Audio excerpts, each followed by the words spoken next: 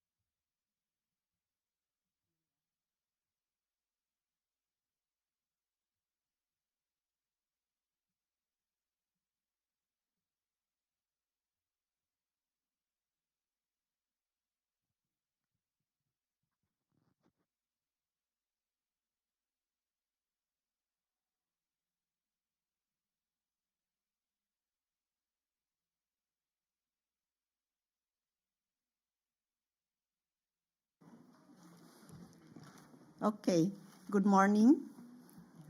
Welcome to this side event. We are going to have the side event on Indigenous peoples in loss and damage, accounting and the non-economic and cultural losses in climate change. So it's good to welcome you all. We also have some participants who are joining us virtually. So we hope we can have a very interactive discussions on this. Meanwhile, I would like to mention that the aim of this side event is also to hear from Indigenous peoples on their experiences around loss and damage in their regions and how different issues surrounding loss and damage can incorporate their priorities and perspectives in the UNFCCC meetings, as well as especially towards our COP28. We have our Indigenous colleagues here in the panel who I will be introducing later as they speak. We also are very thankful that we have here with us Sir Jerome Ilagan, who is the Chief of the Policy Research and Development Division of the Climate Change Commission of the Philippines. And he is also the current co-chair of the Executive Committee on the Warsaw International Mechanism on Loss and Damage. Thank you, Sir Jerome, for giving us your time, as we know that you are one of the lead negotiators for the Philippine delegation in this process. Anyhow, I will now ask our panel speakers some questions, and we'll open the floor for questions from everyone after they have spoken. But meanwhile, we want to start with a very brief 5-minute story of Indigenous peoples in the Philippines on loss and damage. After this, I will call immediately on our next speaker, whom I will be introducing later on.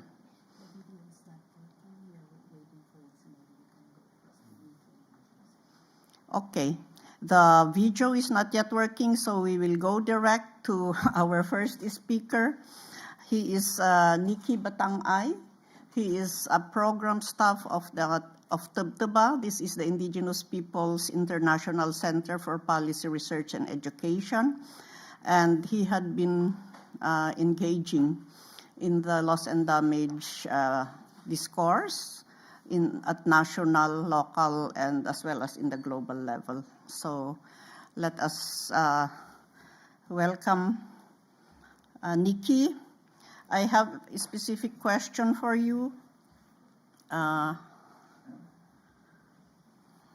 Sorry.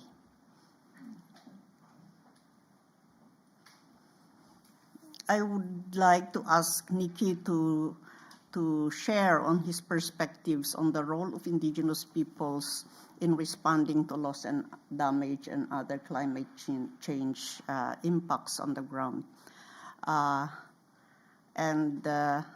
Yes, he was supposed to speak after the brief video presentation, but since we have some technical problems, he will go directly to his own perspectives and how he views loss and damage as it impacts the Philippines as well as the other communities that we are working with around the globe.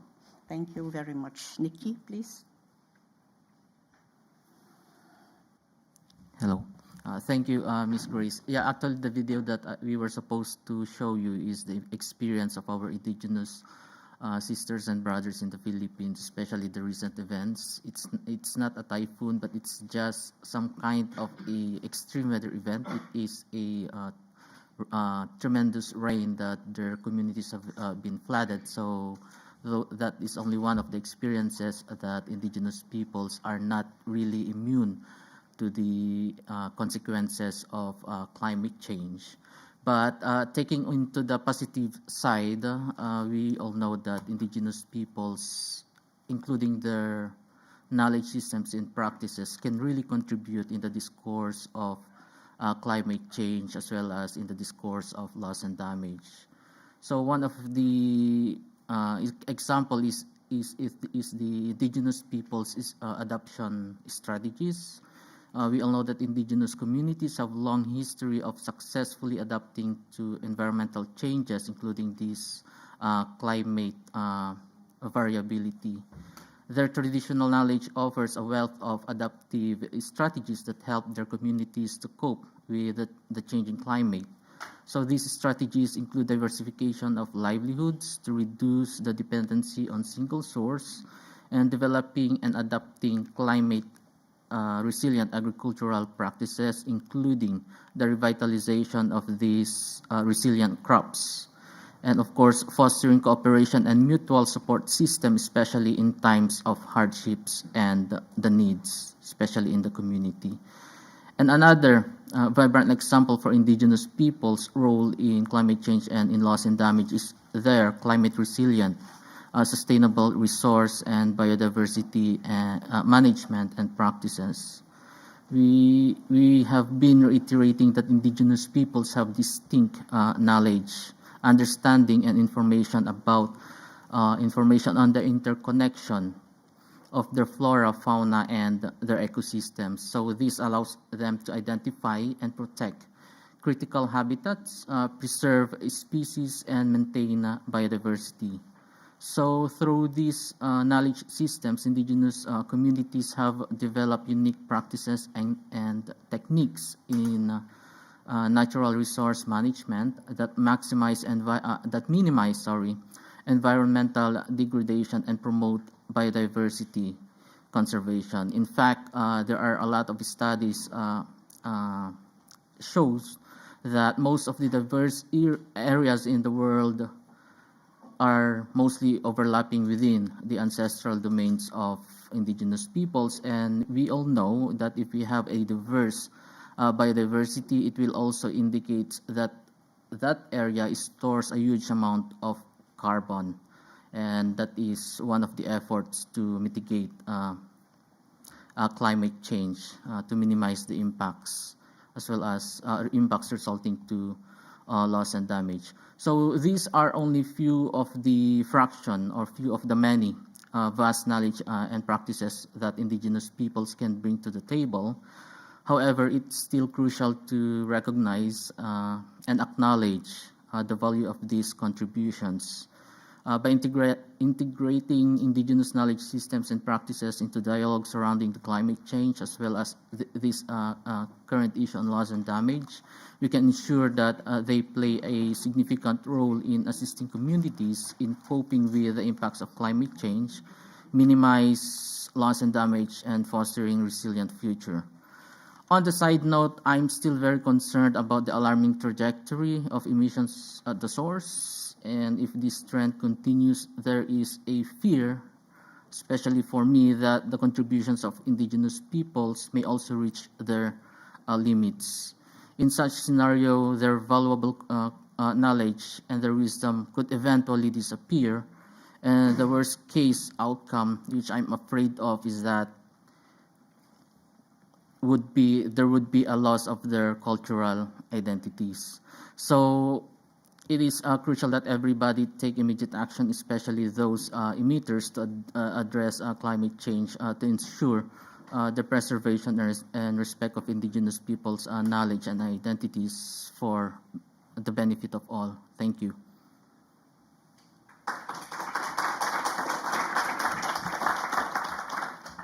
Okay, thank you very much, Nicky. To supplement what you have already mentioned, based on your perspectives as well as the experiences on the ground, we can now move on to the video presentation, please.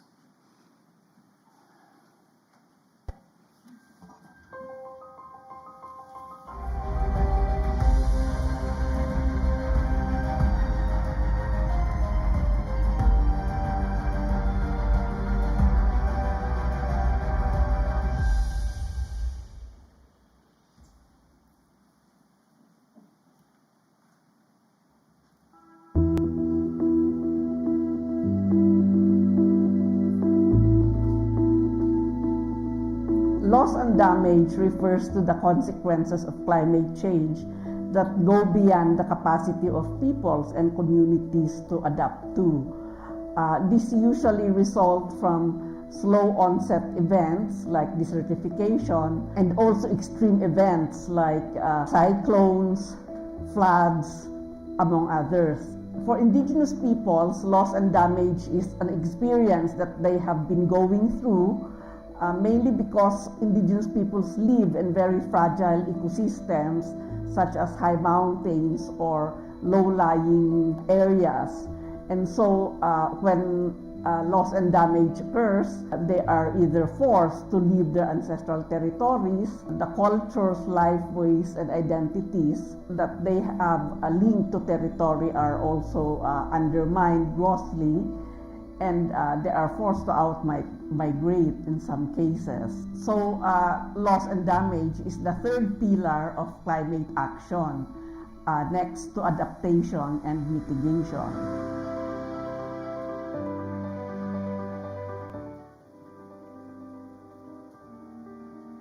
Doon sa nangyari nung pagsalanta ni Bagyong Pain sa area namin, no, Upi, Maguindanao, at doon sa mga karatig na area, 19 no, na nakasali doon ay mga relatives ko, at siyam doon yung namatay at 4 yung still missing hanggang ngayon, no, hindi natagpuan yung mga katawan.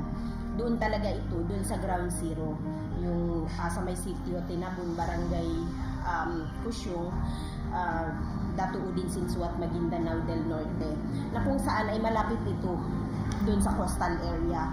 Na-declare namin na ground zero, yun talaga yung malaking ang napinsala, 27 no, yung namatay. Yung affected na bahagi na namin ancestral domain ay halos mga 75%, no, doon sa more than 200,000 hectares na lupain ninuno ng katutubong Tiduray at Lambañaan. Ang pinaka-apektado yung mga malalaking ilog dahil sa baha, and then syempre yung along the rivers, yung mga landslide. 300 houses talagang natabunan. Indigenous peoples' knowledge and practices will contribute significantly in dealing with loss and damage, but the support in terms of technologies, in terms of finance, in terms of infrastructure and social services that they badly need should also be provided by states and by other actors. It is important to strengthen and integrate local and indigenous peoples' responses as crucial contributions to the collective responses to climate-related loss and damage experiences on the ground. While these community responses have been done voluntarily, community-based efforts should be supported with dedicated financial grants and appropriate technical assistance based on a rights-based approach to loss and damage solutions associated to the adverse effects of climate change. community ownership, decision-making and planning, and capacity building should be built in, ensured, and integrated on the implementation of loss and damage support, especially at the subnational or local levels. This will enhance further cooperation among various sectors on loss and damage responses with the most vulnerable groups and communities. Climate-related loss and damage must be addressed with the full and effective participation of Indigenous peoples and local communities towards a just transition and green economic recovery.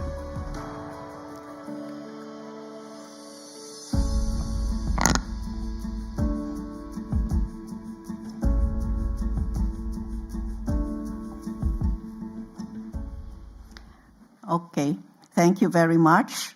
That's the very brief video presentation that we have prepared for this, and which we had been using on the ground as well in relation to our awareness raising as well as capacity building for our Indigenous peoples communities.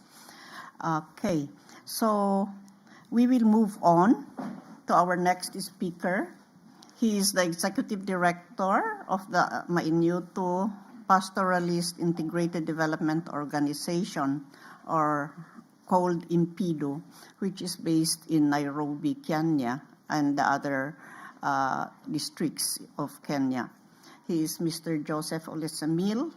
And Joseph, we have seen an example of how loss and damage is impacting Indigenous peoples in the Philippines. And we want to know how the same is impacting in your communities, and how does loss and damage look like from a pastoralist community. But more importantly, I want to also ask you about your thoughts on how non-economic losses of Indigenous peoples are accounted for and supposedly supported. So, Joseph, please. Yeah, good morning, and thank you, Madam Chair, for this opportunity.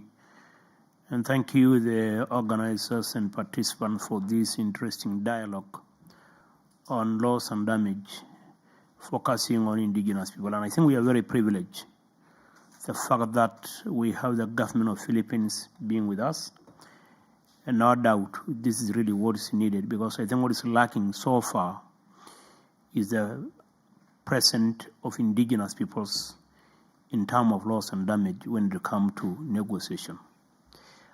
I come from Africa, and therefore my little presentation is based on Africa and the impact of climate change and now what we call loss and damage. Those who follow the news, you might recall in May the loss of life in DRC Congo, south of Congo, in an area called Kifu, where 400,000 people lost their lives because of floods and landslide, and a large number could not be accounted even a month after that. In Kenya, and that is southern of Kenya and northern Tanzania, communities are still struggling in terms of drought that were really impacted the communities for the last 3 years. So what does it mean? Number one, it means it has a serious mental health problem. It gives people a mental torture. You are no longer the same. So when these things happen, the impact is too much. The second one, it does undermine the social fabric of the society or the community. If I look, for example, in Kenya, and I give an example of the drought that we are still going through, people, move with their livestock a distance of close to 600, 700 kilometers in almost 7-8 months. In those 6, 7, 8 months, they are not with their families. Women and children are left at home. And they have to struggle to feed themselves. And where a family has lost almost everything, as in most cases, young people migrate to urban with no skills to survive in those particular settings. Their rights are likely to be abused and violated. And where rights are violated, it means your dignity has been compromised. The issue of gender-based violence is an outcome, a particular drought outcome in Eastern Africa. How? Women are starting to take roles that are normally reserved for men. And men has not accepted the reality that things have changed in a dramatic way. There's a major shift. So climate has introduced a major shift in social, cultural responsibility, roles between men and women. And that has triggered serious violence between men and women. The issue of what I call climate-induced conflict, where pastoralists are fighting over land, over resources, over water, but more fundamentally restocking themselves. Because the problem of climate change, we need to appreciate that what we are talking about indigenous peoples is the ability to plan to respond, is the ability to plan, its ability to respond, but also the ability to rebuild back what we had before a disaster. And this is what is lacking. So because it's lacking, that part of planning, respond, and rebuilding, people tend to find their own ways of means and survival. And this is why you see a lot of in this conflict in Africa, because communities are trying to survive. And finally,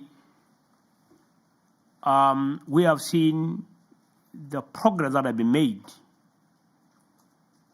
that more families are sinking more into extreme poverty.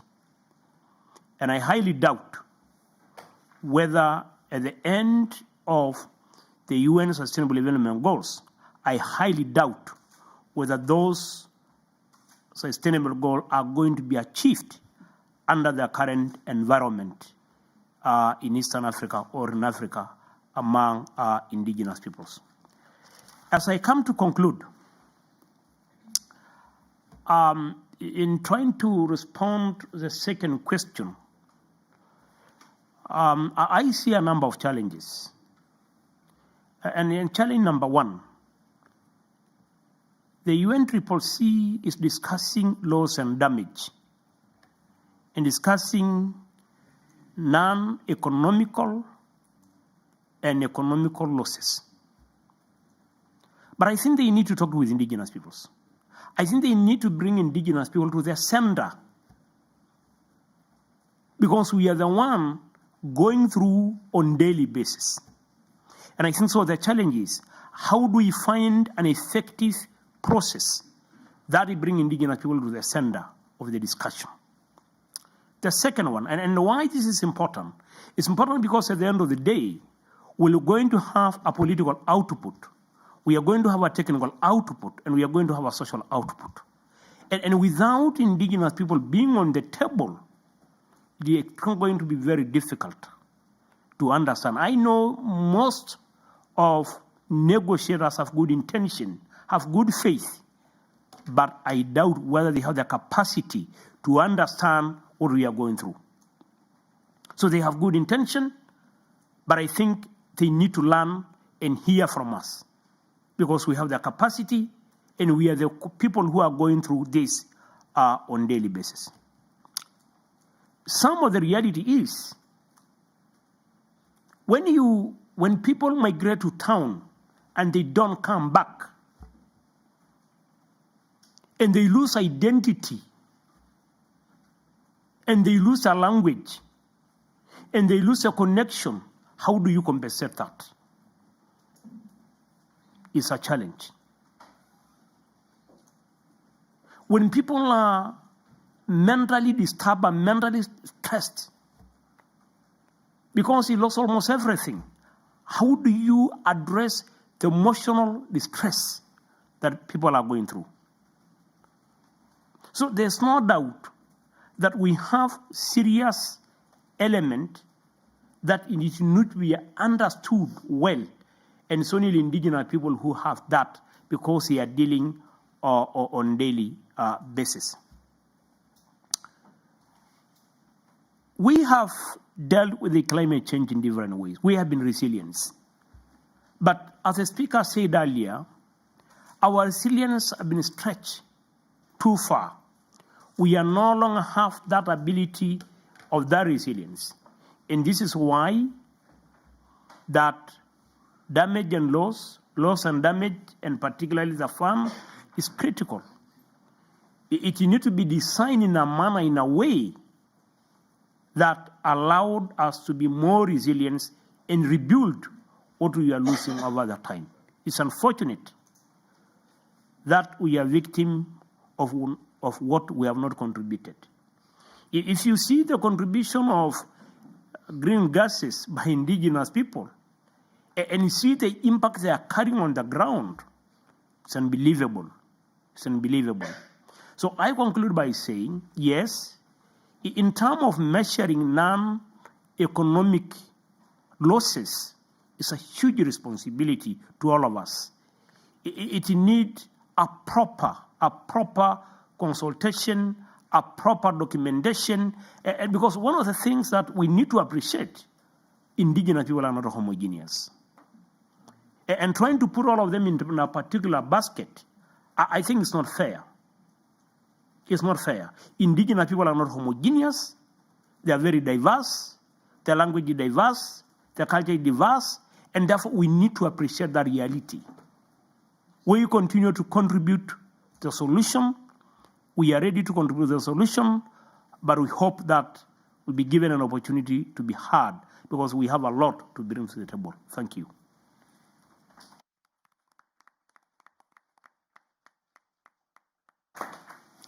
Thank you very much, Joseph.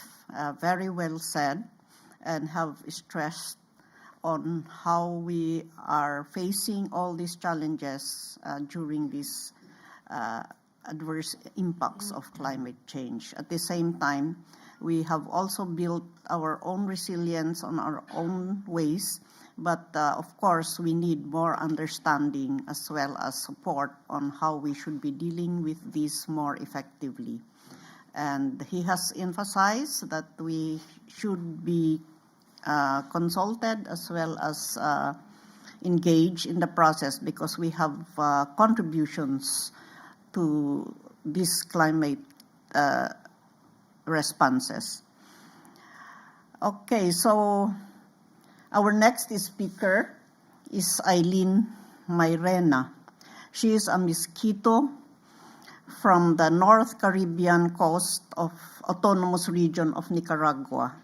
She works in the Center for Development of Indigenous Peoples, Center for Indigenous Peoples Autonomy and Development, And she is also the current GCF active observer, representing Southern CSOs or representing CSOs from the developing countries. So may I ask Eileen, what can the new agreement on COP27, as they are on discussion on the loss and damage fund mechanism, as we learn from the experiences or the indigenous people's engagement with the GCF process. So, Eileen, please. Thank you, Manang Grace. And good morning to all of you. Thank you for being here, sharing with us our experience. As Grace say, I've been working following the Green Climate Fund issues with a group of indigenous people from around the world. And our idea there is that the Green Climate Fund be more aware of indigenous people issues and include this in their policies and actions, and has been a very tough work.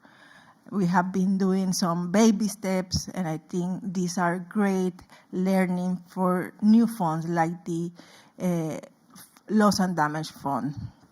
And I'm just going to start for the point that Joseph raised. This fund, the Loss and Damage Fund, have to allow communities, indigenous people, to be more resilient. And that is what we want, that this new fund can really deliver at local level. That I think is one of the big challenges also in the GCF, because we are not clear how is this really delivering for indigenous people. And that's why we think one of the first things that the Loss and Damage Fund have to look for is effective and meaningful participation of the different stakeholders. And in this case, we are calling for an effective participation of indigenous people. And we think the GCF is really a good learning ground to promote more involvement. In the GCF, they have this government instrument, and they talk about the inclusion of different stakeholders, but we have to remember that this is a country-driven process, and I imagine the Loss and Damage Fund is going to be the same. But then it's important that the Loss and Damage Fund look this country-driven process like really a process that is not only led by government. Should be a more inclusive process with the participation of the different stakeholders. And also, we think that it's important that this fund ensured our rights or needs are respected and recognized and included in all this process. So we can identify some key elements that should be incorporated in this Loss and Damage Fund. One of these is inclusive and meaningful participation, as I say. This should be prioritized. We see in the Green Climate Fund there is right now, we have the Indigenous People Advisory Group that is advising accredited entities and also the Secretariat on issues of Indigenous people. It's a new structure. Is a self-defined group for Indigenous people, but they are working hand on hand with the Secretariat. And this is really a good process. For the Green Climate Fund, took a lot of time to have the IPAC on place. But I think that now with the Loss and Fund, it's important that an IPAC could be there from the beginning. Also, yes, in the government instrument of the Green Climate Fund, there is active observers, but active observers right now are only from CSO, from developed and developing countries. And there is not a dedicated seat for Indigenous people. I'm sitting right now like active observer, but it was a part of the negotiation with the civil society. And I'm talking on behalf of the civil society, but not on behalf of the Indigenous people. So we really want in this Loss and Damage Fund a dedicated seat for Indigenous people where we can raise our issues, that we can also monitor the process, that we can be part of all the design. And also, that is one of the big challenges always, is the financial support to be in all this process in the loss and damage. Other of the things that we have seen is the importance is the recognition of traditional knowledge and practice. And I think Nicky and Joseph have talked about this. And it's important that all traditional knowledge and practice system of Indigenous people will be part of these strategies, policies, and projects. And also, it's important also the construction of a knowledge sharing mechanism. And this is, we were thinking this about at country level, with the entities that are going to implement, but it's not only should be a process of learning from all in this. And this is linked with also with the capacity building, the empowerment of all these of the actors that are going to be in this process, and also improve that the governments also include indigenous people at national level in the different structures that are going to be defined for this new fund. And I think it's important, and we have been pushing for this in the Green Climate Fund, and we still don't have this, but it's important to have a dedicated window for access to fund, direct access to fund for indigenous people. That mean equal access to other stakeholders, to break down all these barriers, also to have more, not, I don't want to say easy, but less complex requirement for the access to fund for indigenous people, maybe a simplified and flexible mechanism to support indigenous people. And also that these funds should be new, additional, predictable, and sustainable. And other of the point is about safeguard and accountability. And we think it's important there to have a very robust social and environmental safeguard. The GCF is in process to have this. We are hoping that we have this this year. And that this safeguard help to protect indigenous people, land, territories, and resources. And also to have a strong accountability mechanism that have a grievance mechanism that ensure that the human right and the right of indigenous people are included in all this process, that the rights of indigenous people are not violated, and also that bring together all these ideas of environmental justice. And of course, all this process should be with the free, prior, and informed consent of indigenous people that can have take in any actions. So, just to close, there are other issues that the Green Climate Fund is really a good example. Like the Green Climate Fund have a very robust gender policy. They have a standalone indigenous people policy that have higher standard for the implementation of action, and also the safeguard that I say that are already in process in the Green Climate Fund. And the redress mechanisms is one of very strong redress mechanisms. They have delivered good outcome in this process. So we think that all these are important to have a good foundation for a new fund.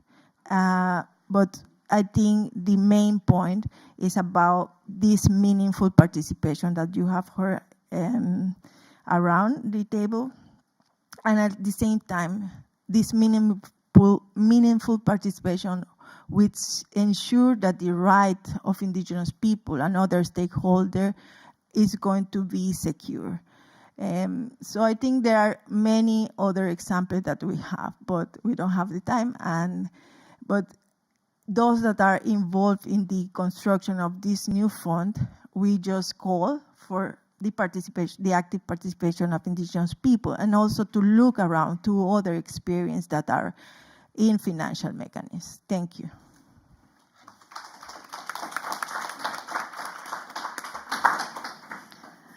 Thank you very much, Eileen. It's great to share your experiences on how we have been engaging, how we have been engaging in the Green Climate Fund. And we hope that all these positive impacts or experience outputs from our engagement on the Green Climate Fund can inform as well the future design of the loss and damage fund mechanism as we discuss it towards COP28. So, having said that, we are now going to our final speaker, as I already introduced him. He is the co-chair of the Warsaw International Mechanism on Loss and Damage, and as well as one of the chief negotiators for the Philippine delegation in the UNFCCC. Sir Jerome, we are pleased and very thankful, of course, that the Philippines has been articulating in the joint plenary, opening plenary, as well as the opening session of the GST, and that you had mentioned articulated your support to the indigenous people's rights, including our knowledge systems, so as it contributes to climate change solutions. May I ask you that from the Philippine government's perspective and from the WIN, what do you think states can do to support particular needs and priorities of indigenous peoples, especially as we engage and develop the loss and damage fund mechanism, and as we move to respond to the adverse impacts of climate change in our communities, as already discussed by the other panelists. So, Sir Jerome, can I have a response to that? Thank you so much. But before I proceed, allow me to thank the organizers for allowing us to be here. It's really an honor, and this is part of the inclusion that we need. I mean, all voices have to be heard, from Nicky, from Joseph, from Eileen. These are platforms that have to come together. But before moving on, I'd like to say hi to the Manila Support Hub. They are watching us right now. They are closely documenting all the proceedings of SB 58 towards COP28. So, mabuhay Manila. So, in response to the question, we have prepared a narrative that we can share with the group. We can officially send this to you, and this is actually crafted by our team. And colleagues, as we are gathered here today to shed light on the profound challenges faced by indigenous peoples, communities in light of climate change. Indigenous peoples have long been the custodians of our environment. They possess a wealth of traditional knowledge and practices that are indispensable for ensuring biodiversity conservation, sustainable resource management, enhanced agricultural practices, food security, sustainable livelihoods, creation of green jobs, climate-sensitive innovation, gender equality, inclusive decision-making, and that is not to undermine cultural and heritage conservation and promotion as well. Unfortunately, they are among the first to face the consequences of climate change. According to the IPCC report, which is AR6, the latest, indigenous peoples are particularly susceptible to the impacts of changing climate, such as increased temperature, changing precipitation patterns, and sea level rise. These changes directly affect their traditional livelihoods, including agriculture, hunting, and fishing, leading to disruptions in food security and economic stability. These challenges are further exacerbated by grappling with political and economic marginalization, loss of land and resources, human rights violations, discrimination, and unemployment. As the adverse impacts of climate change on ecosystems, infrastructure, and livelihoods are accounted for, it is also important to note that indigenous peoples also suffer non-economic losses, also known as cultural losses, encompassing cultural heritage, indigenous knowledge, territorial integrity, and social identity. The current systems and data collection methods sometimes fail to account for the non-economic losses, which hinders our understanding of the full extent of loss and damage of indigenous peoples. Furthermore, they experience not only the impacts of climate change, but also the detrimental effects of inadequate and flawed adaptation and mitigation strategies. The threat climate change poses to the very existence of indigenous peoples, coupled with legal and institutional barriers and resource and capacity constraints, highlights that this is fundamentally an issue of human rights and climate justice. To effectively support the particular needs and priorities of indigenous communities in loss and damage, a holistic approach is deemed essential. Parties must provide a space for indigenous peoples in key decision-making avenues for loss and damage.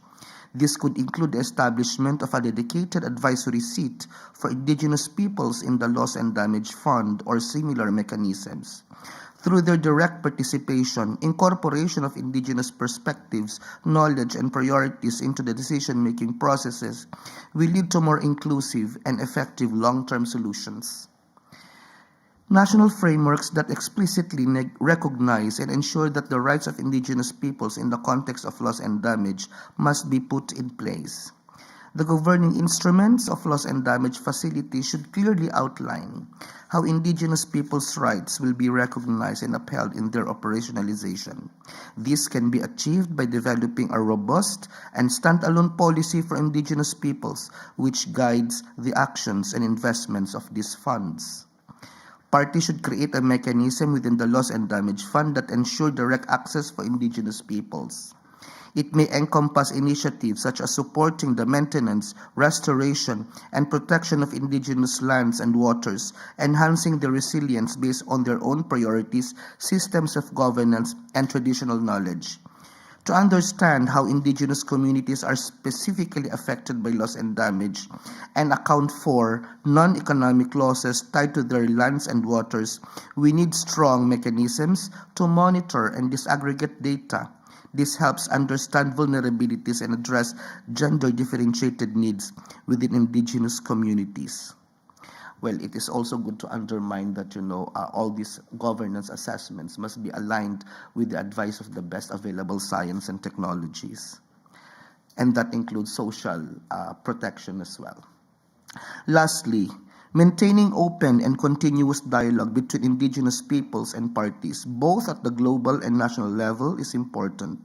Indigenous peoples' voices must be heard and respected to ensure that no one is left behind, and that the specific needs and priorities of Indigenous communities are integrated into formulation of policies, programs, and strategies related to loss and damage. The Executive Committee of the Warsaw International Mechanism for Loss and Damage associated with climate change impacts, in its second 5-year rolling work plan, outlined specific activities aimed at collaborating various stakeholders, including Indigenous peoples, to gather information and data on loss and damage. Particularly, the work plan seeks to expand knowledge of the role of traditional and local knowledge holders in averting, minimizing, and addressing non-economic and cultural losses caused by climate change. In conclusion, it is our shared responsibility as parties, policymakers, and global citizens to work together, guided by the principles of justice, equity, and respect, to support Indigenous communities in their journey towards resilience, sustainability, and cultural preservation. Maraming salamat po.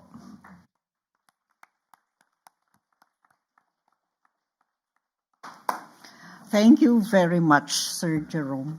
It's very well appreciated, and we are quite inspired to continue on with our negotiations and our advocacy work with you.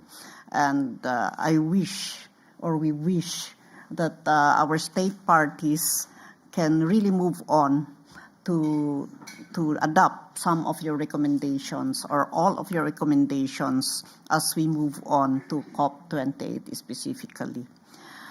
We also had the chance to be invited as Indigenous peoples in the last executive committee meeting, which was held in the Philippines, in Manila last March, and it was a great exchange among Indigenous peoples, of course, and the state party members of the WIM executive committee, and of course, Sir Jerome was the one who also inspired us to really actively engage with the state parties during that meeting.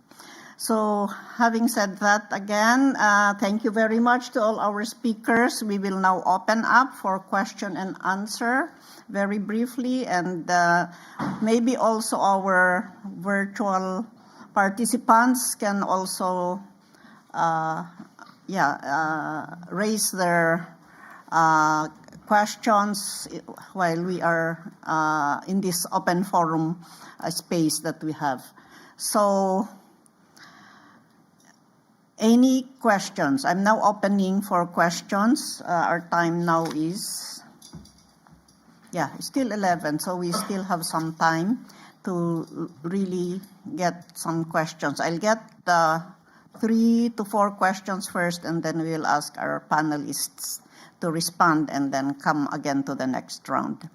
Yes, Handain, and then the lady here, and the other one there, and also our gentleman there. So we have 4 in line. Yes, please. Thank you for this opportunity. Very, very important. Loss and damage are general terms and will be interpreted to the determinant of the right of indigenous people. The balance of power is not in favor of indigenous people. It is true, they are strong by the force of their right, but they constitute the last weak circle in the processes of negotiation. We often talk about material loss, such as houses and land, as we saw in the video. But the most important losses, as Joseph pointed out, is the loss of identity, of the language and the cultures. How to cover language that are lost through climate change, immigration. How to cover land that will be invited by rising water. These are the major questions that indigenous people must ask now. We need to ask a real question in order to get good answer. The indigenous people have clear solution for this kind of situation. They should be included in the indigenous people priority document that we need to prepare. Thank you for giving this opportunity. Thank you very much. Thank you very much. Can we have this lady up front first? Hi.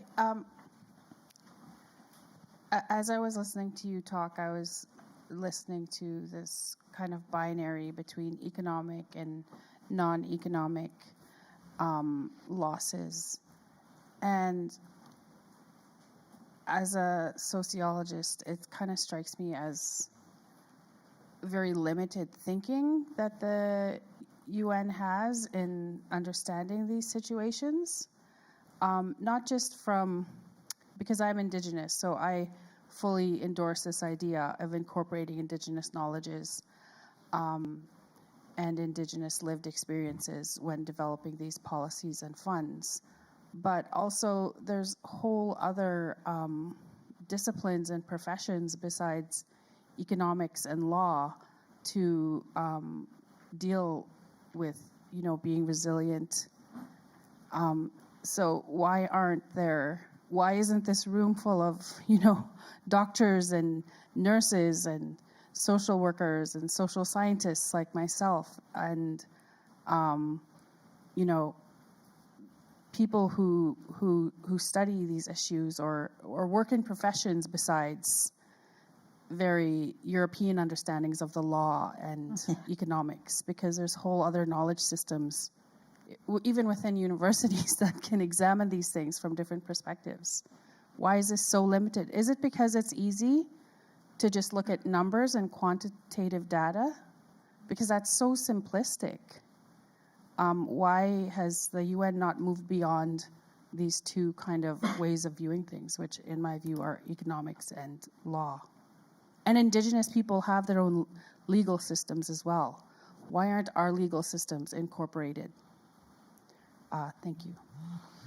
Thank you very much. Can we have this lady in the... Dennis first and then... Thank you. Yes, I just wanted to quickly ask in relation to what she asked. So we're talking about here accounting non-economic loss and damage. So this is also a question that was posed to me by an economist from a development bank, that if it's non-economic, then why is compensation, economic compensation, coming into the picture?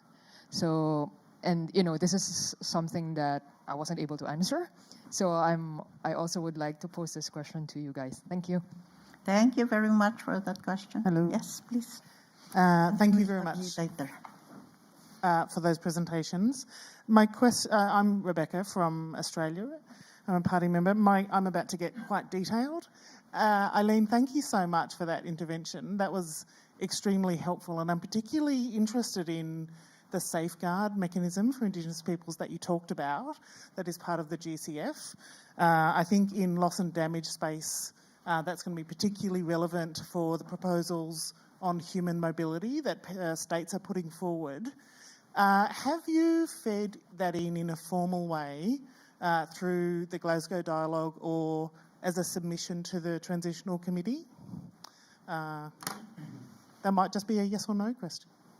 Yeah.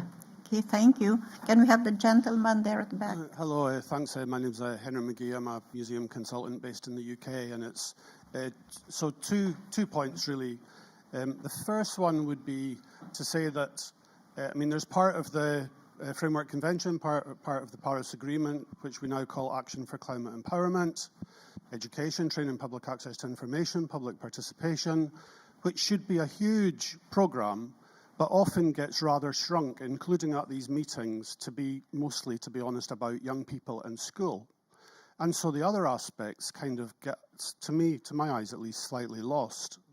And I think how can we try to mainstream those considerations so that as well it's not just like a one-off event or a couple of events, but how those 6 aspects, which relate to well-established human rights, are mainstreamed through each of the programmes, and how can that be held to account? And the second point is about to turn to the Convention on Biodiversity, biological diversity, has quite a well worked out, quite a lot in it about working with Indigenous peoples, about access and benefit sharing, monetary and non-monetary benefits, and how can perhaps some of that learning or that information be drawn upon and streamlined with this programme. Thank you. Thank you very much. Can we get back to our panelists on who would like to respond to these questions? Very interesting questions. One is on how we should be understanding the economic loss as well as the non-economic loss that Dennis had mentioned, and how will we be accounting for this, as well as the safeguard mechanisms. Maybe Eileen, you can respond to that, and what are on the integration of human rights, on how this will be integrated, as well as on biodiversity and benefit sharing. Maybe Nicky, you can also respond to this. So can we have your responses, please?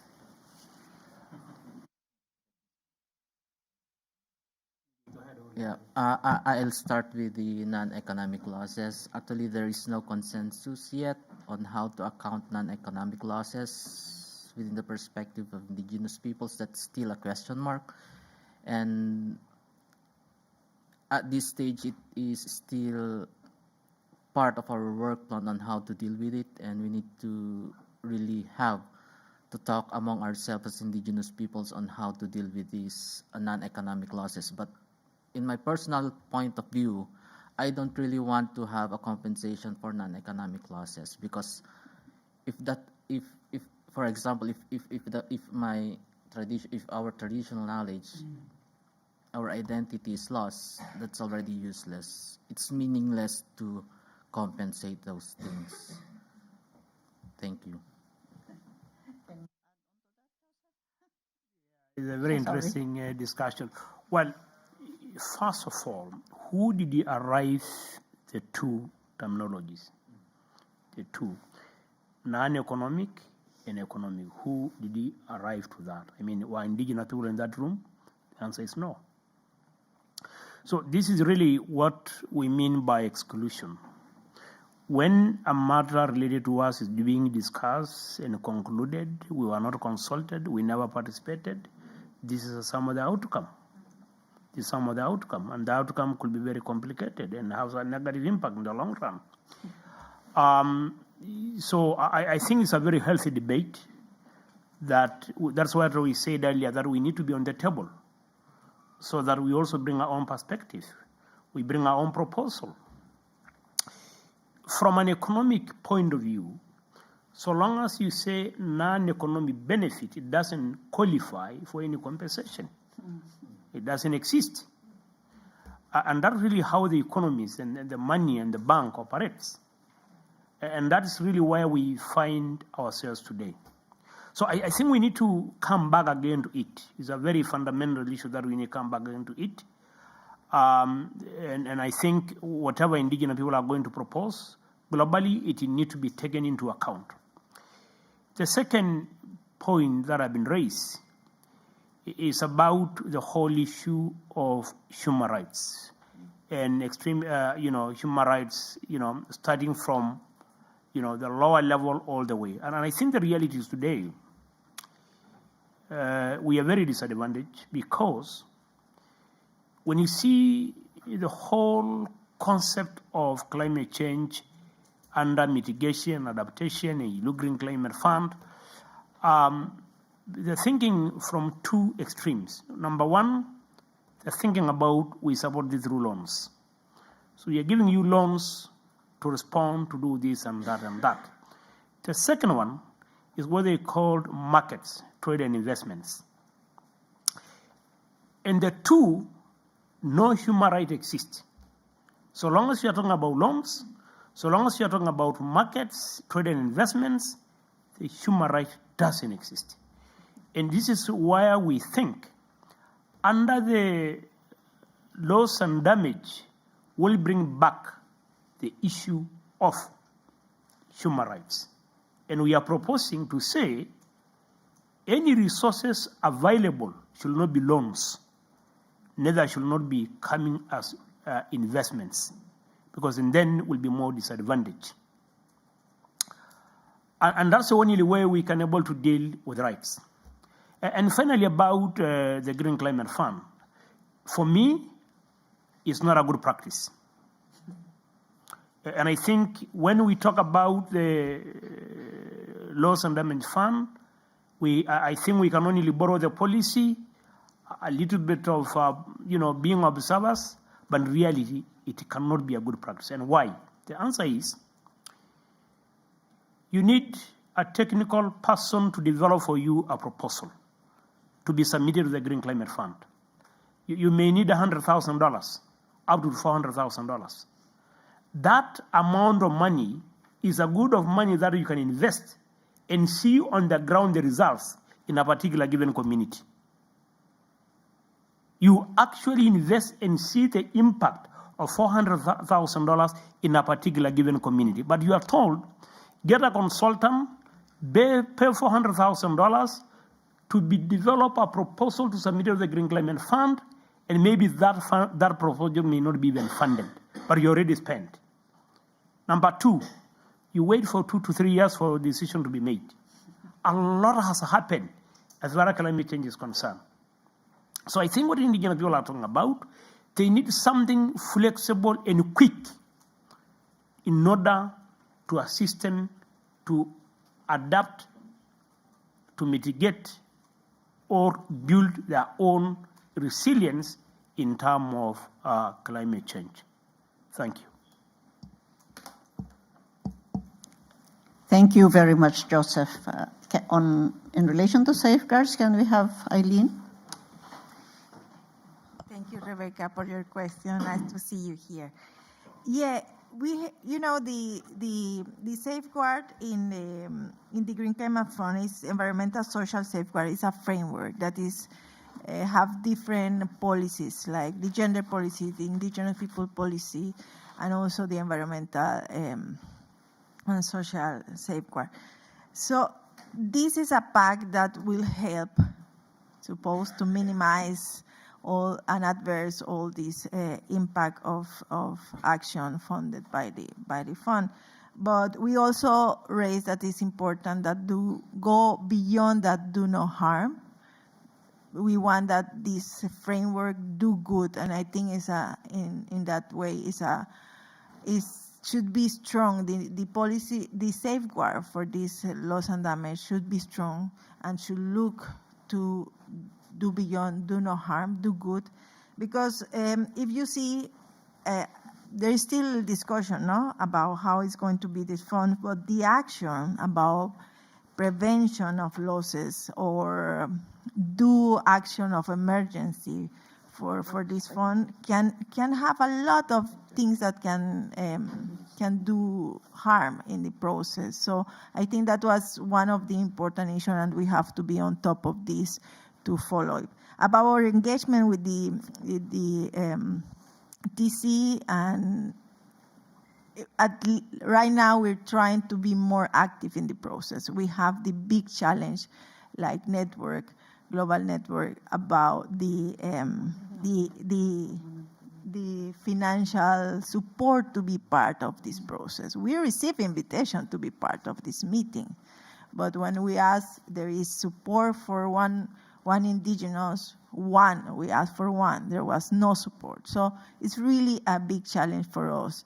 Right now, we just received 2 days ago a call for invitation for 3 Indigenous to be in this Bangkok workshop, and we're going to answer this, and it's us who are looking for the fund to be part. And we already think that it's important that the TCs really see the value of having Indigenous people in the discussion. So we're looking forward to be in this discussion, and maybe we can see you there. Thank you, Rebecca. Thank you very much, Eileen. May I ask Sir Jerome to give his thoughts as well? I don't think we have another round of questions because we have already have limited time. So, Sir Jerome, please, if you have any thoughts on those questions. Thank you. I hope this representation could help clarify and encourage. Allow me to address certain issues as I recall, because it's actually a long list of issues. Number one, on the economic and non-economic loss, I think it's with regard to the kind of efforts that WIM-EXCOM should address given their mandate under Article 8 of the Paris Agreement. Non-economic losses means those concerns that are beyond monetary value, such as biodiversity loss. Now, quick response. The expert groups of the WIM-EXCOM are actually convergently address these concerns. We have representatives from the LCIPP for this matter, and during our last meeting with the NELS expert group, it's not that I brag, but I personally ask, how do we account? So we are led to existing studies that are crucial around the world, and to perhaps codify this to help account for the NELs that may be subject not just of monetary support, but how to preserve those cultural aspects that are threatened, how to analyze carrying capacity of our ecosystems, so that, when governments are building infrastructure, there should be much regard, free, prior, informed consent, for example, so that, IP communities will not be put in vain, that they will always feel safe and proud as part of community. Second, on laws protecting IPs, there are as much, and I think LCIPP is a good platform to touch base with. They have been represented also in many constituted bodies of the convention and the agreement. Now, what I'm harping about is that platforms are here.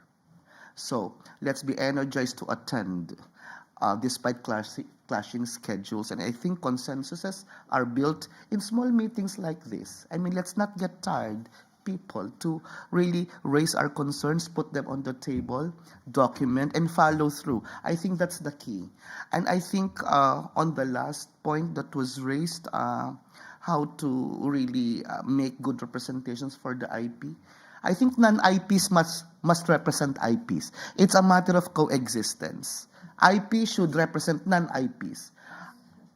As a member of the WIM-EXCOM and now co-chair, I think I speak at large for non-Annex 1 economies, having in mind also the concerns of Annex 1 parties. I think we are all bridges. I think we are all channels. And I think we come together to make this consensus building process as mutually beneficial for all. I think only us can bring down the walls that divide.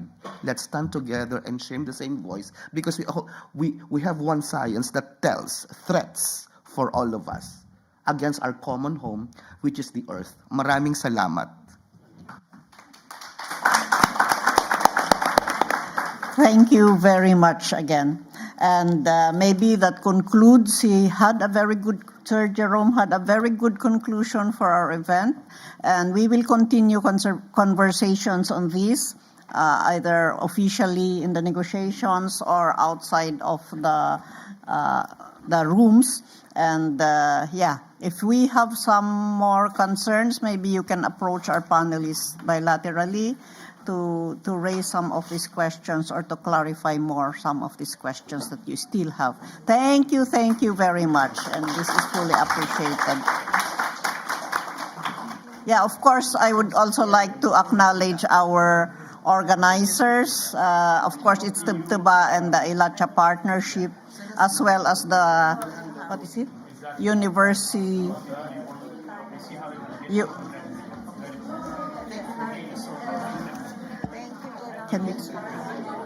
Unitarian University, which is based in. Yeah, anyway, thank you very much. Yeah, can we have a picture taking? Yes, sir.